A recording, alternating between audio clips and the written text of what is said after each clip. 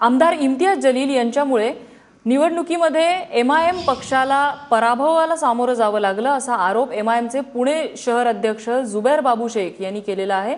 इम्तियाज जलील यांनी उमेदवारांकडून 10 लाख रुपयांची मागणी केल्याने शहरातलं वातावरण दूषित झालं असा आरोप शेख यांनी केलाय। या संदर्भात पक्षश्रेष्ठींकडे तक्रार करणार असल्याचं जुबैर बाबू शेख यांनी म्हटलंय। या आरोपांमुळे एमआयएम मधल्या अंतर्गत वाद चव्हाट्यावर आलेत।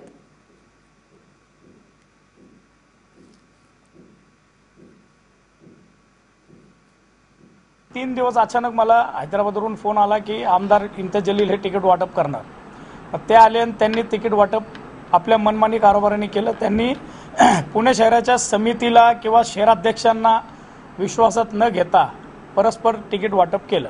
पुण्यात 4 ते 6 सीट एमआयएम पक्षाची येऊ शकतात, पण ते तसं काहीच नाही झालं। पण आज जे झालंय याला पूर्ण जबाबदारी आमदार इम्तियाज जलील यांची आहे, कारण त्यांनी येऊन सगळं वातावरण दूषित केलं आणि त्याच्यामुळे जे प्रभाव झाला त्याचा पूर्ण जबाबदारी आमदार इम्तियाज जलील यांची आहे।